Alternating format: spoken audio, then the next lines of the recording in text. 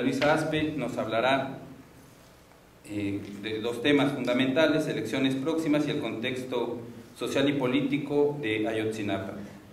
Dejo, por favor, con un aplauso a la doctora María Luisa Aspe. Gracias por estar aquí.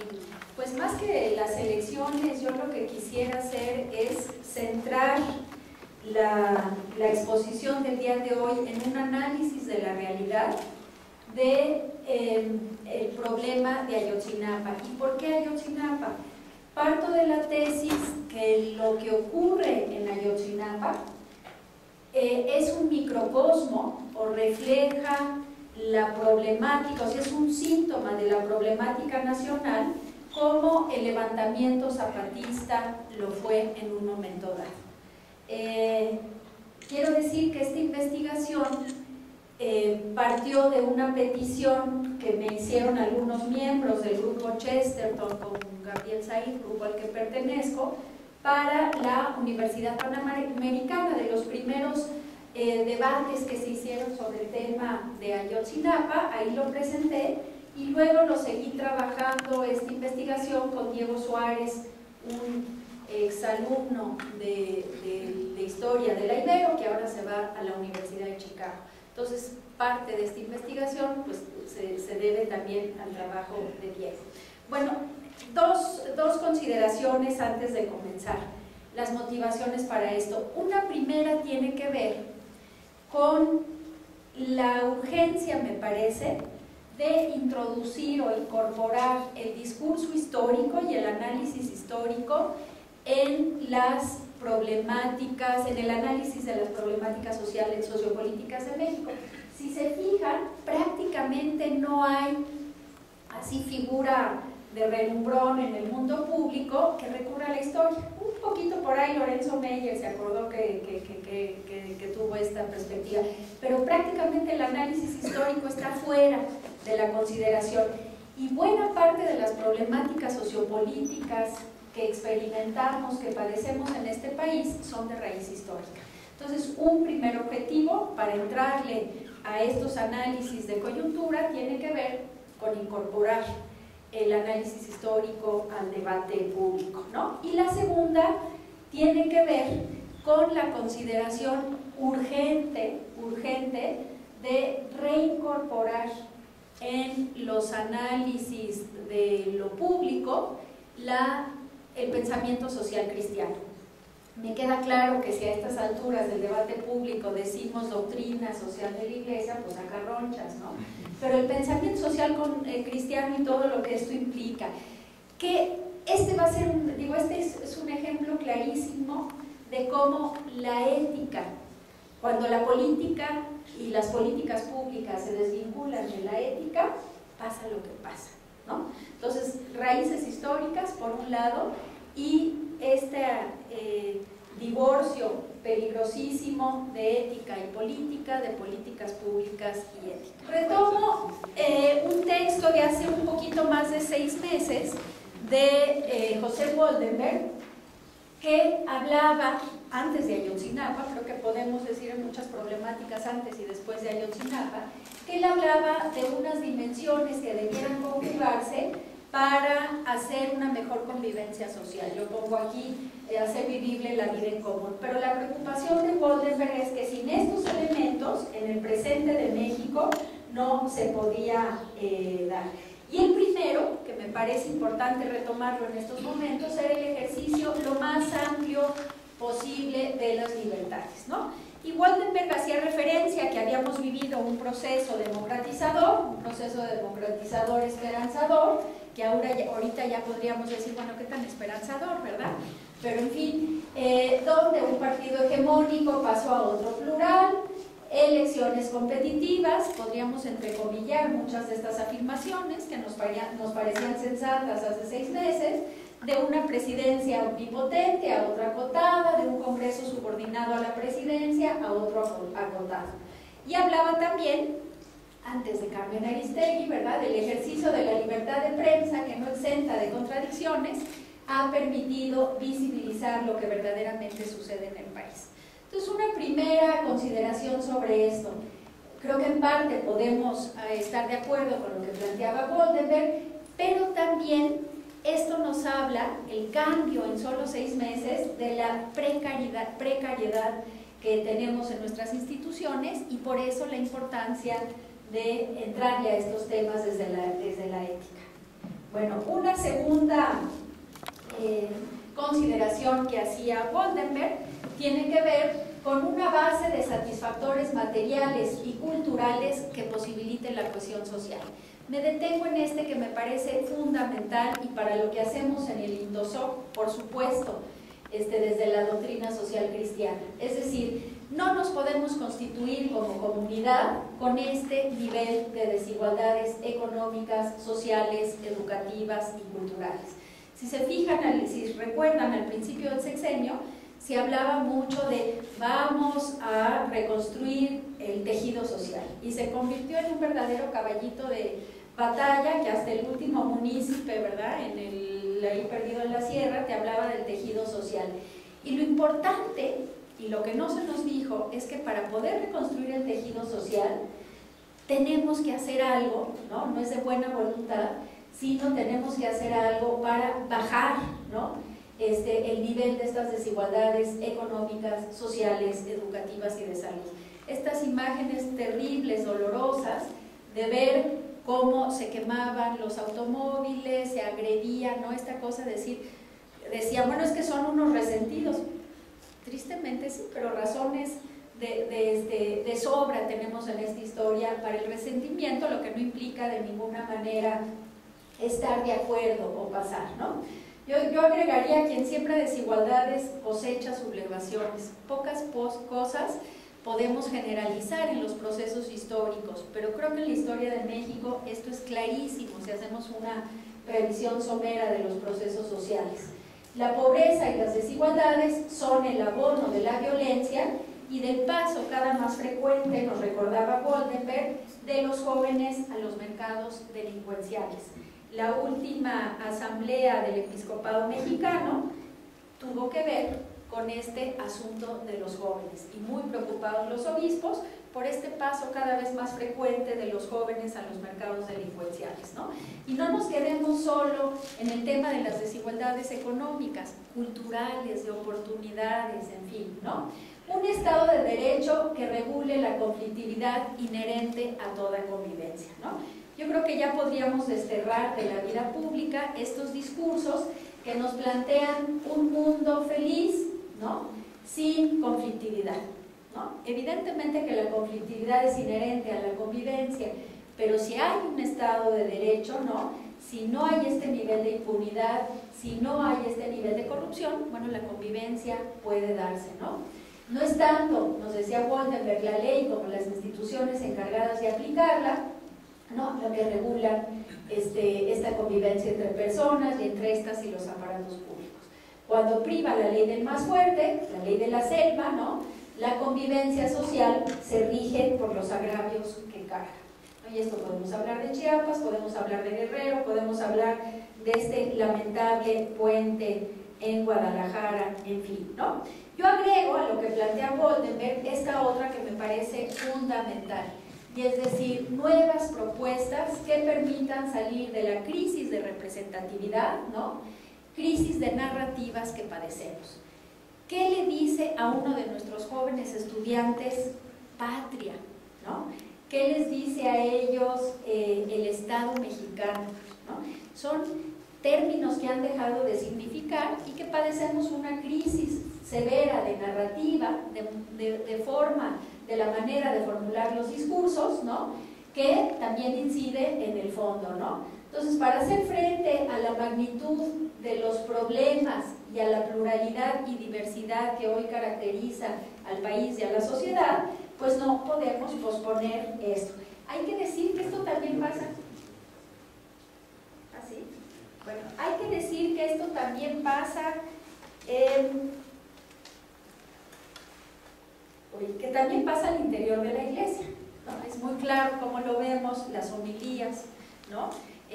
Cómo hay una necesidad de nuevas narrativas para plantear y para una misma verdad. Bueno, La tesis aquí que planteo entonces es que Ayotzinapa es un problema de raíz histórica, esto es clarísimo, que Guerrero es hoy la ventana, ya se los decía, como Chiapas fue en su momento con el levantamiento zapatista, de lo que no funciona en el país a nivel regional y nacional.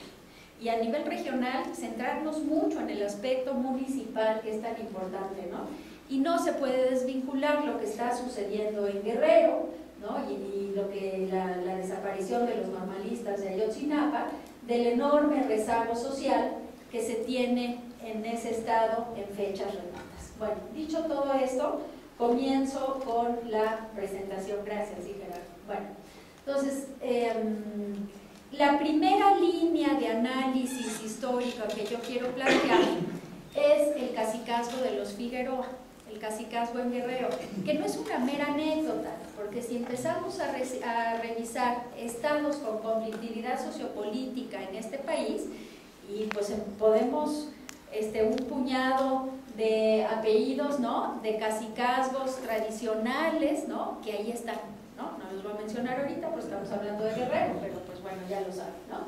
Entonces, pues este cacicazgo tiene sus raíces en 1908, es decir, todavía en el régimen porfiriano, en vísperas de la Revolución Mexicana, cuando los caudillos sureños, es decir, estos grupos zapatistas que están en el entorno regional, los estados colindantes con Morelos, ¿no?, triunfaron frente al poder del centro. Hay que decir que para 1908 ya está bastante inestable y con muchos problemas, además de la crisis agrícola que había tenido en 1906 y 7 en el país, pero en fin. Entonces, miembros de la familia Figueroa, en ese momento, disputaron el poder a estos caudillos sureños, es decir, los zapatistas contra este cacicazgo, y lograron hacerse de la silla gubernamental, ¿no? Como dice el viejo dicho latino, beato el que posee, ¿no? Ya ahí se sentaron, ya ahí se quedaron, ¿no? Entonces, en 1911, Francisco Figueroa fue designado como gobernador del estado, y en la mejor usanza de este cacique, líder carismático, diría Weber, que desde ese momento, pues nombra a su hermano Ambrosio inspector de los cuerpos rurales. Y ustedes saben lo que eran los cuerpos rurales para el porfiriato, ¿no? Y es así que se inicia un cacicazgo que recurre a la fuerza, ¿no?, a una medida de hecho, para hacerse del control económico, social y político de la entidad. Entonces, cuando hablamos de estos Figueroa de ahorita, es más, había unos como candidatos a alcaldías en estas elecciones, hace 2 semanas que dijeron, no, pues siempre no, ¿no? Pero ahí está. Bueno, la guerra sucia, doy un brinco aquí en la historia, y esta la llamada guerra sucia de los años 60 y 70 del siglo XX, dejó pues una oleada de muertos y de desaparecidos, no solo en Guerrero, pero fundamentalmente en Guerrero. Y en 1974, en plena campaña para la gubernatura, Rubén Figueroa, ¿no?, lo secuestró el Partido de los Pobres, este partido fundado por Lucio Cabañas, del que les hablaré más adelante, ¿no? Y no fue liberado hasta septiembre del mismo año. O sea, de mayo a septiembre estuvo secuestrado como le llamaban, el tigre de Huitzuco, y ya como gobernador, ¿qué hizo Figueroa? Pues evidentemente lo primero fue una represión con los secuestradores, y desapareció, en palabras de estos movimientos, ¿no?, a miles de estudiantes, maestros, campesinos y opositores. El famoso tigre de Huitzuco se le decía así, ¿no?, porque decían, tenía garras, ¿no?, y por otro lado era muy mañoso, ¿no? Este es el tigre de Huitzuco, que estuvo dueño de vidas y haciendas de 1975 a 1981 en el estado de Guerrero, ¿no?, y que todavía tiene la familia vínculos importantes. Este es el tigrito, ¿no?, el hijo del tigre de Huitzuco, que también fue gobernador, ¿no?, y que heredó la gubernatura. Bueno, ustedes se acordarán, por aquí los muy jóvenes no, pero los más añositos sí nos acordamos, que el 28 de junio de 1995, en el programa de Ricardo Rocha, ¿no?, que era el López Dóriga de ese momento, en Televisa, se pasó un video de la masacre de Aguas Blancas, ¿no? Una matanza de campesinos en el famoso vado de Aguas Blancas, ¿no? Elementos de la policía dispararon contra ellos que iban a un mitin, estos miembros de la organización campesina de la Sierra Sur. La pregunta que nos hacíamos seguramente todos los televidentes es: ¿quién grabó ese video? No hizo nada, ¿no? Porque estaba ahí y se estaba grabando. Fíjense que aquí es importante también ver que son cañeros. O sea, cuando se piensan en estos movimientos que tienen impacto, movimientos sociales que tienen el impacto nacional, tiene que ver con los cañeros, porque son pues de las poquísimas ramas de la agricultura que son verdaderas agroindustrias y que entonces tienen mucho más conocimiento de qué pasa con el mundo fabril, empresarial, en fin. Bueno, aquí está Genaro Vázquez, ¿no? Y este vínculo que ahora, para entender lo que está pasando, es importante, que es el vínculo generacional padre campesino y peticionario de tierras, hijo en la militancia organizada y nieto normalista, ¿no? Yo les comentaba, de veras muy impresionada, me ha tocado estar en varios encuentros con los papás de los normalistas, y nos decían, señores, que con trabajos algunos de ellos hablan español, ¿no? Entonces nos decían, mi hijo, la tristeza que me da es que mi hijo, siendo maestro, iba a poder cambiar México. Yo no sé qué dice cambiar México siendo maestro, ¿no? Entonces eso es muy impresionante, ¿no? Campesino, peticionario de tierra, hijo en la militancia organizada y nieto normalista. Las reformas al 27 constitucional de Salinas, es muy claro que para estos grupos, así como pasó con el ejército zapatista, también pasa aquí, cerraron para las comunidades indígenas y campesinas y para los peticionarios de tierra lo que les quedaba según la ley, que era la posibilidad, la expectativa de derecho de obtener tierra. O sea, constitucionalmente, no me voy a meter si había una razón de fondo a la ley o no, no es el momento, pero lo que sí acaba es con la esperanza de poder recibir tierra, ¿no? Bueno, en abril de 1967 Lucio se une a profesores miembros de la Sociedad Cívica Guerrerense, la que había formado Genaro Vázquez, ¿no? Y lo que defiende son los intereses de la escuela Juan Álvarez. Uno preguntará, ¿de qué intereses está hablando?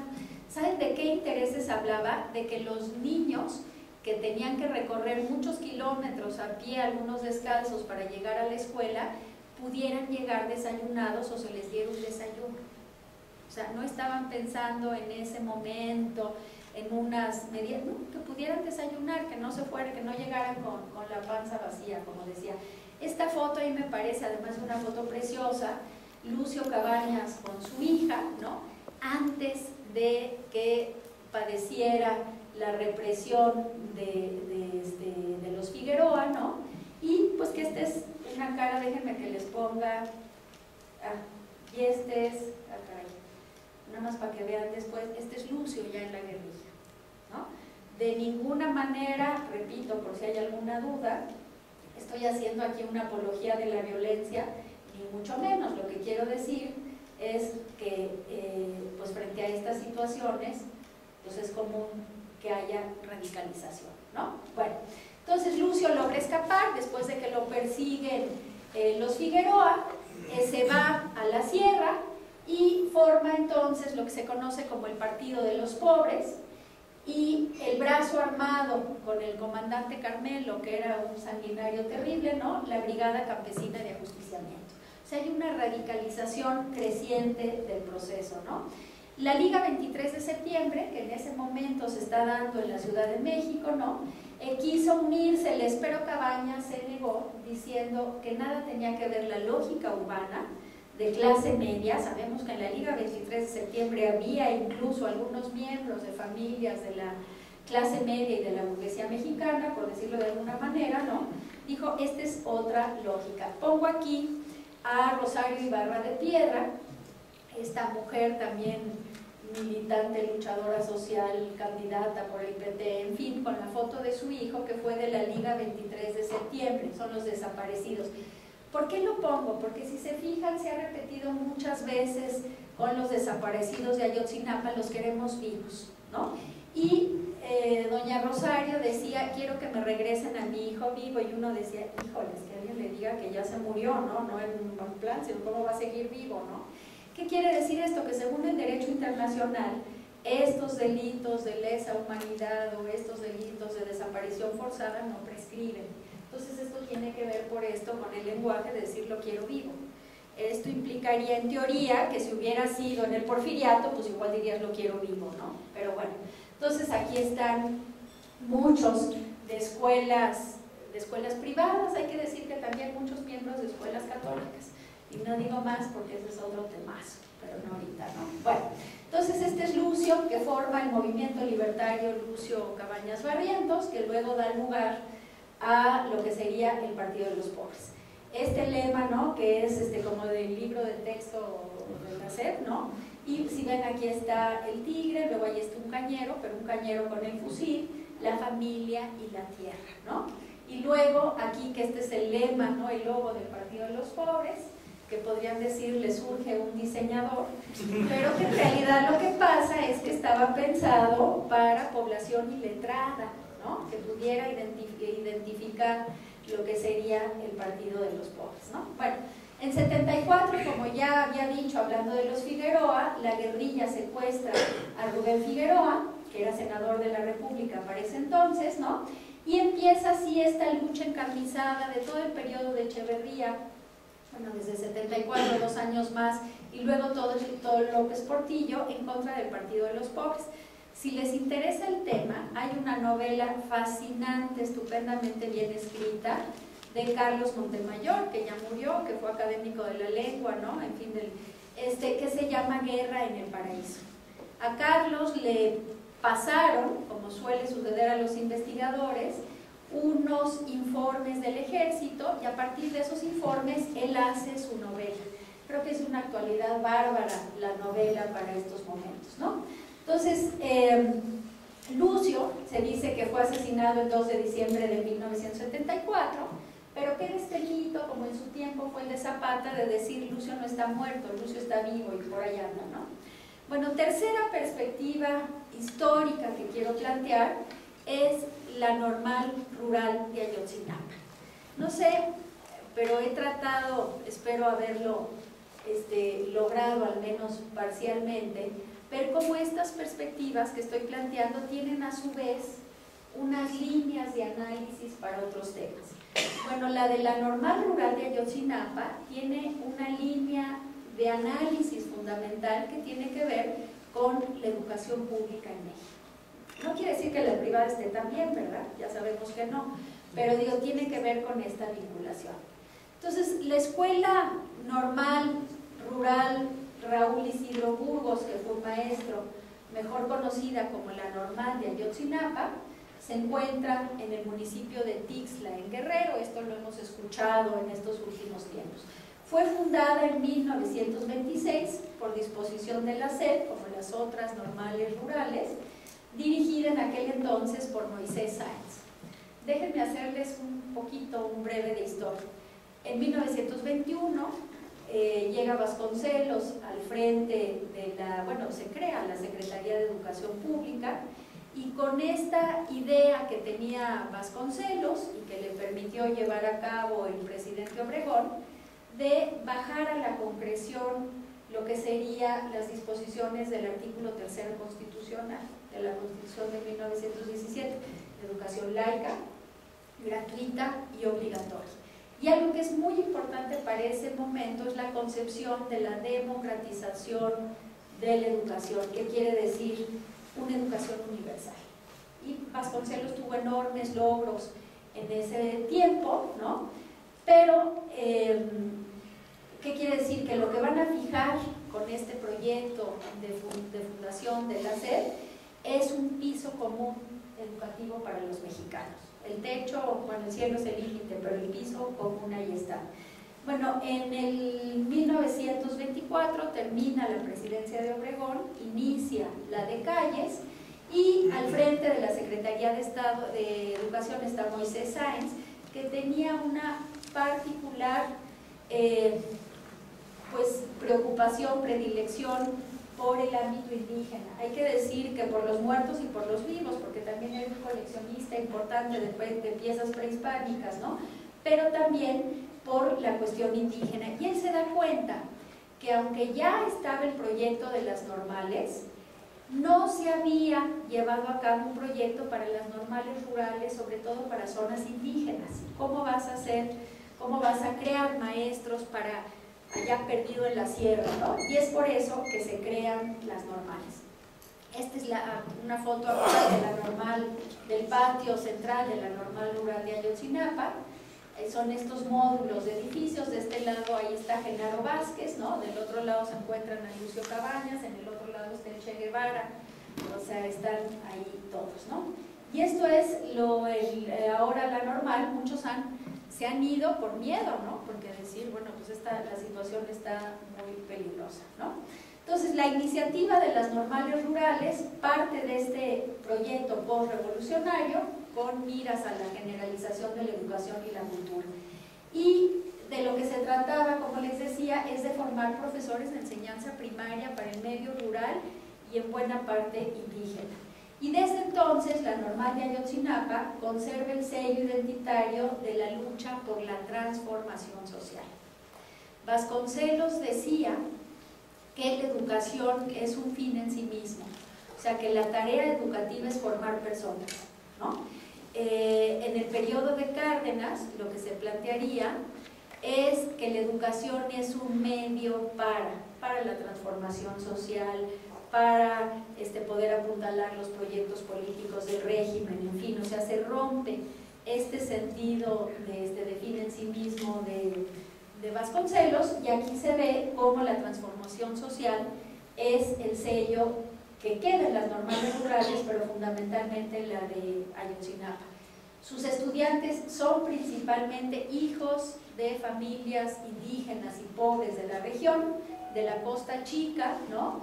Y del centro de Guerrero.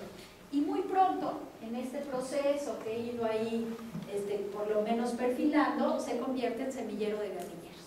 Y esto es clarísimo, hay una identificación, Ayotzinapa, guerrilla. A mí me tocó ir hace como unos 5 años en otras condiciones, y sí me acuerdo que en unos proyectos de investigación, y que les digo, bueno, ¿y qué metodología vas a emplear? ¿No? Y me decían, bueno, el materialismo histórico, y yo decía, caray, digo, esto no lo veía ni de cuando empecé a estudiar, ¿no? O sea, de que sí es el contexto, y aquí no es de calificar o descalificar, sino de decir, eso es lo que pasa, ¿no? Bueno, entonces desde entonces los estudiantes se han mantenido organizados, llevando lo que ellos llaman consistentemente, ya como un lema, ¿no?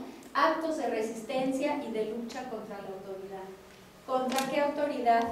Contra la autoridad de la escuela, en muchos casos, contra la autoridad municipal, contra la autoridad estatal, y en un imaginario, ¿no? Pero también con la autoridad federal. Mucho más con la reforma educativa, mucho más con las reformas que dicen neoliberales de estas últimas presidencias. Bueno, entonces en 2007 toman las instalaciones del Congreso local exigiendo la entrega de plazas, la no desaparición de la normal. Desde entonces ya había un proyecto para desaparecer las normales rurales, ¿no? Mejoría en las condiciones de alimentación y cancelación de las órdenes de aprehensión. Ha sido una constante que han habido órdenes de aprehensión, ¿no? Sobre muchos de estos maestros y estudiantes. La noche terrible, fatídica del 26 de septiembre de 2014, un grupo de estudiantes secuestró algunos camiones para participar, dijeron, en las manifestaciones del 2 de octubre en la Ciudad de México, ¿no? Y esto es como, bueno, esta es una pésima foto de los desaparecidos, ¿no? Está la marcha que organizó Cojupaz, ahí nos tocó estar a Karen y a mí, que era pues, de distintas iglesias, ¿no? De que no había de ninguna manera una posición política, sino más que nada haciendo oración y pidiendo justicia, ¿no? Bueno, corporativismo educativo. Seguimos con el tema educativo, pero ya no solo centrado en la normal rural de Ayotzinapa, sino en lo que sería este gran proyecto educativo nacional, que gran no quiere decir que sea muy bueno, ¿no? Sino que es grandote. Bueno, entonces, ¿qué pasa con esto? Me voy primero al CENTE, el Sindicato Nacional de Trabajadores de la Educación. Se funda con Ávila Camacho y se nos olvida, pero se funda con una razón muy clara. O sea, Ávila Camacho era un presidente desconocido en México. La caricatura de este tiempo es muy sintomática, porque en el contexto de la guerra le decían el soldado desconocido, porque nadie lo conocía, ¿no? Un hombre honorable, ¿no? Y que lo que llega a la presidencia y se tiene que enfrentar, entre otras cosas, a esta imagen omnipresente, omnipotente de Lázaro Cárdenas, ¿no? Entonces, lo que hace Ávila Camacho es que funda el Sindicato Nacional de Trabajadores de la Educación, que pertenece el sindicato a una organización del partido oficial, ¿no? Que en ese momento es el PRM, el Partido de la Revolución Mexicana, papá del PRI, ¿no? Y que es la CENOP, la Confederación Nacional de Organizaciones Populares. ¿Qué había hecho Cárdenas? Había corporativizado a los campesinos con la CNC, corporativizado a los obreros con la CTM, y Ávila Camacho, que tenía pues su corazoncito, ¿verdad? Quería una organización con su sello, crea la CENOP, la Confederación Nacional de Organizaciones Populares, que agrupa a los burócratas, y dentro de la CENOP va a crear el CENTE, Sindicato Nacional de Trabajadores de la Educación. ¿Para qué lo crea? Para neutralizar a los maestros rurales radicalizados de Cárdenas. O sea, fíjense cómo este sistema político crea el monstruo y luego se espanta con él, ¿no? Es decir, el origen del CENTE no era pensando en un proyecto sindical de los trabajadores de la educación, sino cómo neutralizamos a estos maestros radicalizados.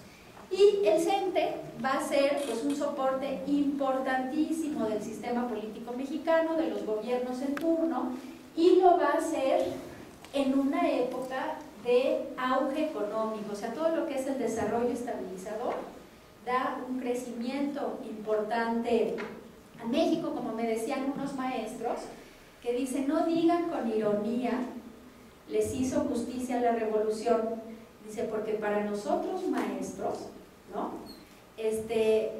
Verdaderamente nos hizo justicia la revolución con poder llegar a una educación superior. O sea, eso era real, ¿no? Entonces, bueno, entonces apoya el CENTE, y el CENTE empieza a obtener prerrogativas. ¿Qué pasa a partir de mediados de la presidencia de Echeverría y toda la presidencia de López Portillo? Pues lo que pasa es que hay una crisis económica brutal, que obviamente baja la posibilidad baja el poder adquisitivo del salario, ¿no?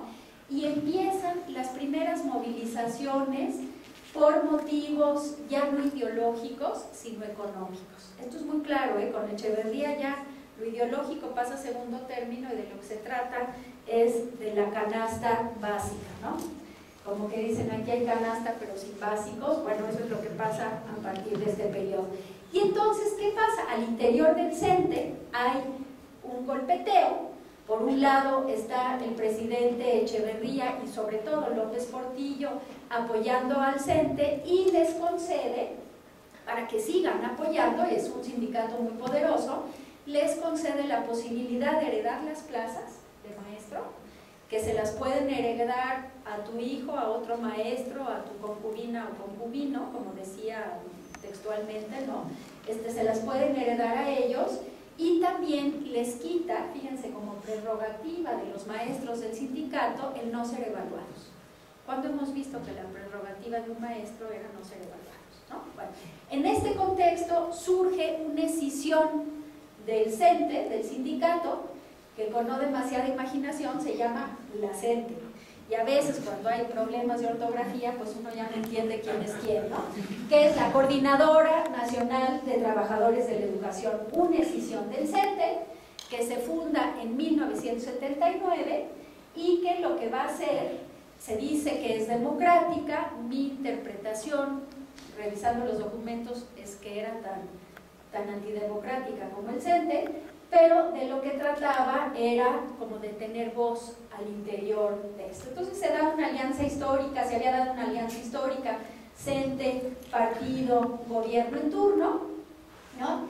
Y aquí tenemos cómo está el sindicato, y luego la sección 22, ¿le suena? Con la AMBO en Oaxaca hace unos años, ahorita en estos momentos, que se cinde esta sección y se va con la CENTE. Y ahí tienen sus inspiradores, sus líderes históricos. Ahí está Rubén Jaramillo, ahí está Lucio Cabañas, ¿no? Están Genaro Vázquez, están estos representantes. Bueno, aquí tenemos la CENTE, no crean que esto es de los 70, es de la marcha de esto del último mes, que están ahí estos líderes históricos, o sea, el Che y Zapata nunca soñaron lo que iba a ser su imagen, ¿verdad?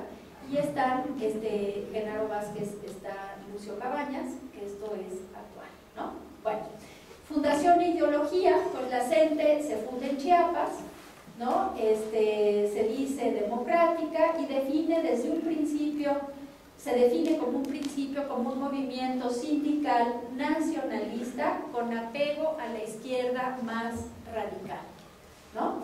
Se define a sí misma como democrática, ¿no? Y dice textualmente, y esto se ha repetido en los últimos meses, democracia no de la que se construye en los congresos y en los gobiernos, sino la democracia de las calles, de las asambleas y de los comités de base, ¿no? Un gremio de izquierda, estoy glosando, ¿no? Con profundos desacuerdos con el liberalismo, con el capitalismo, con la globalización y con el orden establecido. Aquí es muy claro que alguien que plantea esto, pues es difícil negociar frente a estas posturas, ¿no? Aquí está la CENTE en una de las asambleas de plaza, ¿no? Y aquí esto con Genaro Vázquez, que es muy sintomático, ¿no? El maestro luchando también está enseñando, ¿no? Que es un poco el tema. Bueno, aquí fíjense en esta de las últimas marchas, ¿no? Y cómo se ve que ahí está la sección 22 en este caso. Bueno, hay que decir que con todo y todo no es un grupo heterogéneo. Si nos parece desde fuera muy radical la CENTE, hacia adentro hay unos que son moderados, ¿no? Y otros que son más radicales, ¿no? Entonces, el sindicato que luego critica el CENTE, ¿no? Que luego critica a la CENTE, pero en realidad mucho de lo que ha obtenido de sus conquistas es debido a este carácter combativo de la CENTE. Bueno, la reforma educativa que anuncia, que ya se venía cocinando desde Calderón, pero que anuncia ya en forma Peña Nieto, ¿no? Pues es lo que pone a la CENTE en pie de lucha. Esto es clarísimo, ¿no? Y actualmente hay que recordar que el CENTE tiene una, la CENTE tiene 100,000 maestros, el sindicato tiene más de 1 millón de maestros, es el sindicato más grande de América Latina, y la CENTE en Guerrero se llama la CETEG. Cuando oigan ustedes CETEG es la CENTE, pero en Guerrero, ¿no? Está también en Oaxaca, en Chiapas, en Morelos. ¿Qué tienen en común estos estados que menciono? Los niveles más altos de pobreza y de desigualdad. Entonces, ahí está, ¿no? O sea, cuando hay la tentación de descalificar, decir, pues bueno, es donde surge, ¿no? Y dominan en este eje del Pacífico Sur. Ahí están otras imágenes, ¿no? Y estamos con amplias contradicciones sociales, ¿no? En fin, bueno. Al día de hoy, pues la CENTE, ya lo sabemos, aparece como el gran opositor a las reformas de Peña Nieto, ¿no? Y ha sido un aliado caprichoso, pero aliado al fin de Andrés Manuel López Obrador y de algunos sectores ultraizquierdistas del PRD. Esto de decir Andrés Manuel está detrás de todo, yo creo que es una falta de análisis profundo, ¿no? Es decir, sí, ha sido un aliado, a últimas fechas ya no, porque con Morena, Andrés Manuel le interesa para las elecciones intermedias que voten, y ya la CENTE afirmó que no va a votar, no va a participar en este proceso electoral, ¿no? Bueno, como si esto no fueran suficientes ingredientes para la tragedia, la normal de Ayotzinapa está dividida en su interior. Los estudiantes se identifican unánimemente con la CENTE, mientras con los maestros con el CENTE. Entonces imagínense lo que es esta cuestión, ¿no? Entonces, y a partir del 2011 hacen su lucha tanto los maestros como los alumnos para lograr que el que se nombre director de la normal esté con ellos, ya sea con la CENTE o con el CENTE, y esto se ha ido dando intermitentemente. Bueno, otra línea interesante del análisis, que quiero decir que no hay nada que dices como a Montemayor me colaron un informe secreto de donde pude obtener datos, son documentos públicos. Sí tuvimos una serie de entrevistas con papás de normalistas, en fin, con militantes, pero son todos documentos públicos que hay que buscarlos, ¿no? En 2013 la normal de Ayotzinapa recibió 66,5 millones de pesos. ¿Esto cuánto es? Un dineral, ¿no? En 2014, ya que se estaba contemplando, que hay un proyecto que ahorita ya le echaron tierrita, ¿no? Pero la desaparición de las normales rurales, bajó el presupuesto a 49.2, ¿no? Entonces, en 2013, un costo de 126,000 pesos anuales por cada uno de los 522 alumnos, ¿no? La nómina se queda con el 70% del dinero, ¿no? Como en tantos otros temas, decimos, bueno, ¿y a dónde fue a dar el dinero, no? Los salarios de 55 profesores, de 110 trabajadores administrativos, que uno ve de qué se tratan y no dicen exactamente quiénes son, qué hacen, ¿no? Empleados, cocineros, que uno le llama la atención a los cocineros cuando la gente dice no tenemos que comer, ¿no?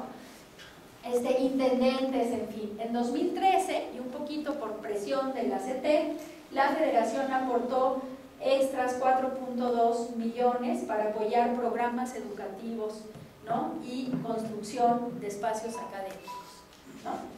2.9 millones fueron a dar a proveedores, no sabemos proveedores de qué, pero sí se dice en general uniformes, material didáctico y deportivo. Lo que queda es para la comida, gastos de operación, material de limpieza y premios.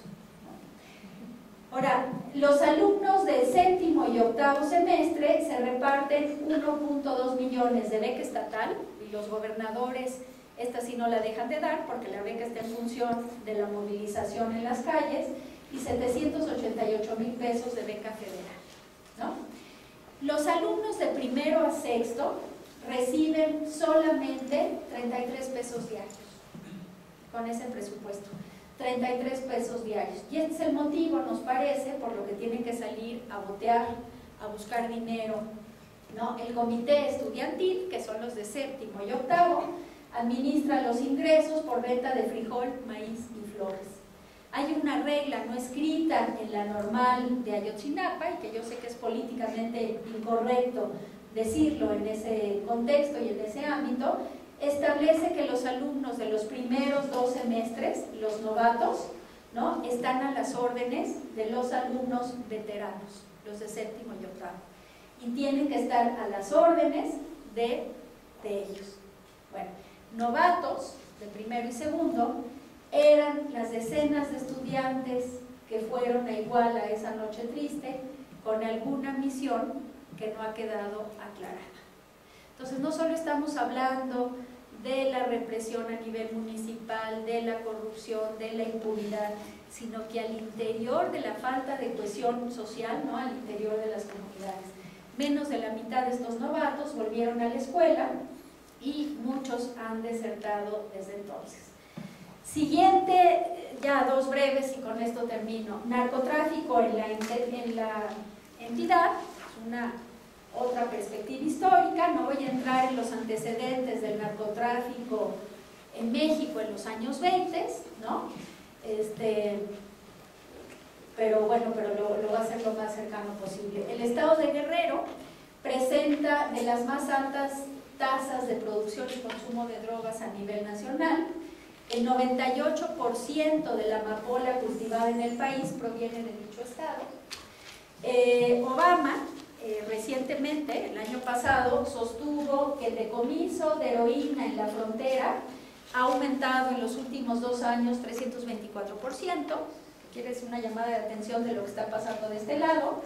Y la goma de opio es cosechada en Teloloapan, Totolapan, Arcelia, Coyuca de Catalán, Cuetzala y Pungarabato, que son las entidades, ¿no?, vecinas. Y todas estas son acopiadas en Iguala.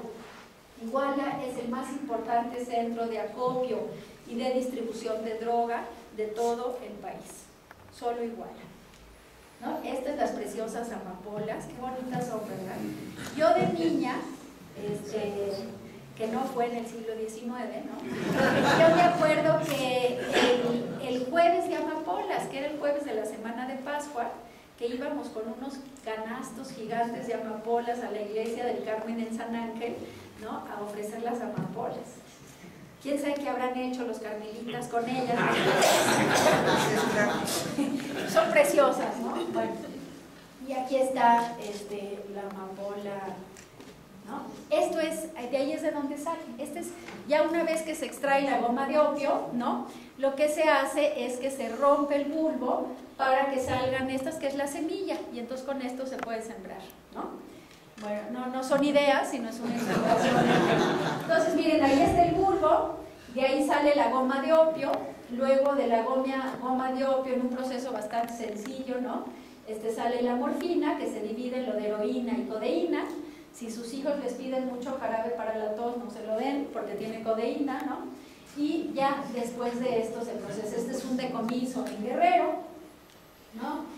Y los analistas sugieren que los estudiantes de Ayotzinapa son también víctimas, como en general es un fenómeno de la pobreza, no se trata de aquí de descalificar éticamente, sería absurdo, ¿no? Víctimas de la guerra de la amapola, ¿no?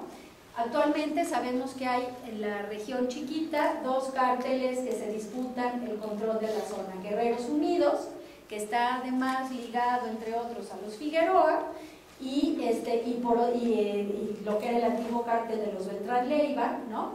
Y también el caso de los Rojos. A los estudiantes de Ayotzinapa, no es que todos, pero se han encontrado vínculos con los Rojos. Dependiendo de la calidad de la heroína, que es este derivado de la amapola, el valor se multiplica exponencialmente, saliendo desde Iguala y cómo se va acercando a las fronteras hasta las calles de Chicago y de Nueva York. $5,000 o $6,000 en la sierra, $25,000 en la frontera, $100,000 al mayoreo en las calles de una ciudad estadounidense. O sea, esto es. Entonces, frente a esto, ¿qué se puede hacer? ¿Cerramos las puertas y nos vamos? ¿O empezamos a sembrar lo que no hemos sembrado, que es ética, que es bien común, que es justicia, que es solidaridad, ¿no? Que es un asunto en el que sí podemos incidir? Esto por supuesto nos rebasa. Imposible cuantificar el valor económico actual del consumo de la heroína en Estados Unidos, que es el gran mercado, pero podríamos situarlos en cifras que van de $60,000 billones a $90,000 millones, el consumo de heroína, ¿no? ¿Cuánto de esto se queda en México? Que es la pregunta que hacen los especialistas. Según las autoridades de Estados Unidos, la mitad del abastecimiento procede de cárteles mexicanos. Entonces, imagínense lo que implica este negocio y con estos niveles de pobreza y de desigualdad y sin una formación ética sólida, ¿no? Entonces, ¿qué se hace con eso? Y que no es un caso ejemplar, en el mal sentido de ejemplar, pero hay muchos, ¿no? Bueno, y toda vez que son los narcotraficantes nacionales los responsables del trasiego hasta Estados Unidos, es presumible que la mayor parte del fenómeno tenga una derrama organizada y desorganizada, ¿no? Es decir, una cifra, dice Cepeda Patterson, que revisando lo que se ha dicho, me parece los datos más confiables, ¿no?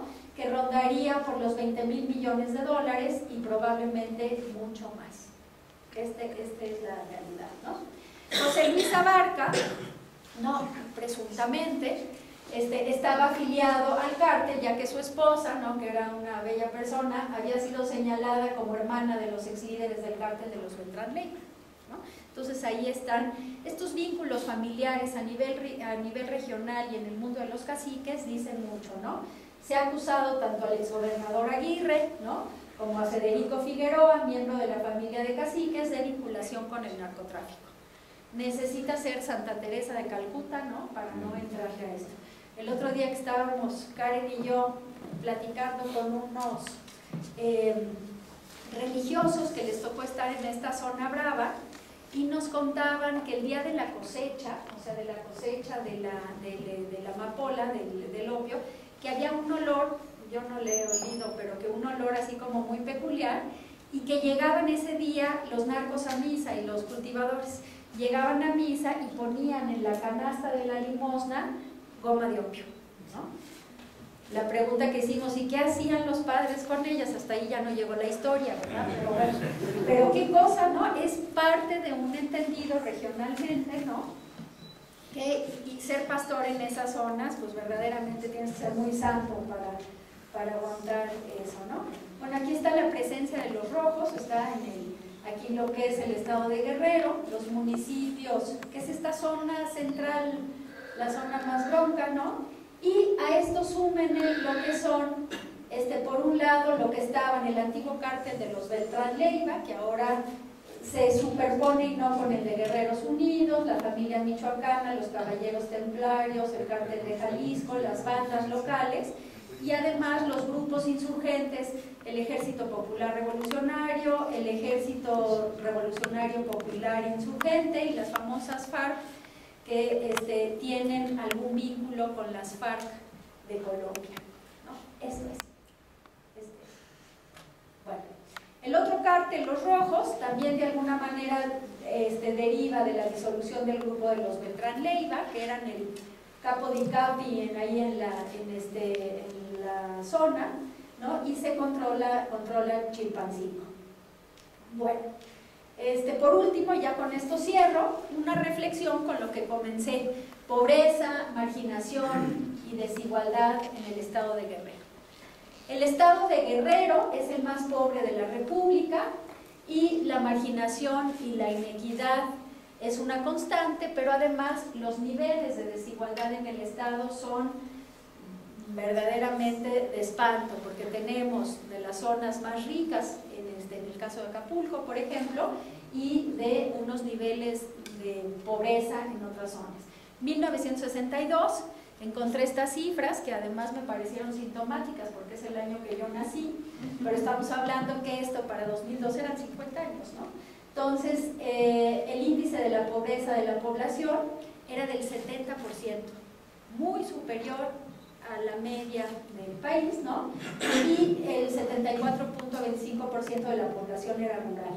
El 93% de las viviendas no contaban con agua potable y solo el 23.5% tenía luz eléctrica. En 2012, la pobreza, 50 años después, se mantenía inamovible con un 69.7%. ¿Qué nos quiere decir? Que en 50 años, ¿no?, bajó del 74.25 al 69.7. ¿Esto de qué nos habla? De ausencia de políticas públicas, de los cacicazgos, de la absoluta falta de respeto por la dignidad de la persona humana, por la justicia, por cualquier otra cosa. De los 3.4 millones de los habitantes de Guerrero, una cuarta parte radica en Acapulco, una de las ciudades del mundo con la tasa más alta de homicidios.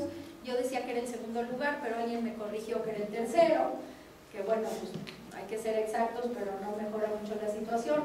Los 80 municipios restantes tienen dificultades sociales de todo tipo, ¿no?, ligado además con la violencia, favoreciendo actividades ilícitas y el empoderamiento de los cacicazgos.